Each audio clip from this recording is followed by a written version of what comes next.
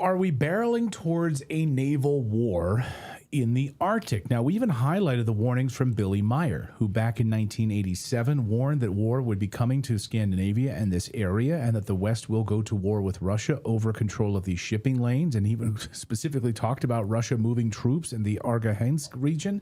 And guess what? They have. So all of these things are now coming true. You can believe it or not. That's totally up to you. This was 1987.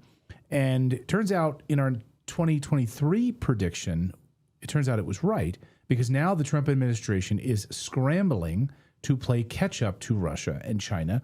This week, Kristi Noem, the U.S. Secretary of Homeland Security, announced a defense and industrial cooperation pact with Canada and Finland called the Icebreaker Collaboration Effort. And the three nations will collaborate on building 11 new icebreaker ships over the coming years to bolster Arctic defense and sovereignty, basically trying to take control of this region, going head-to-head now against Russia and China. Listen to Kristi Noem.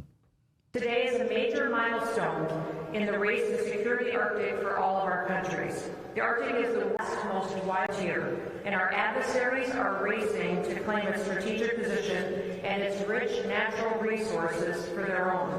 What most people don't know, because Russia doesn't really talk about it, is what Russia is doing in the Arctic. You've heard all about China's Belt and Road Initiative, which creates shipping lanes, rail infrastructure, trade routes all through Asia, Middle East, Indochina. But you might not have heard about Russia's Arctic Road Initiative, which is basically the same thing, removing dependence on the Suez Canal, the Panama Canal, that the United States has a major hand in, of course, and no more, and creating massive movable infrastructure controlled by Russia. Think about, instead of, there's no land there, of course, but imagine the almost like having virtual land moving through this entire area. And that's what Russia is doing right now.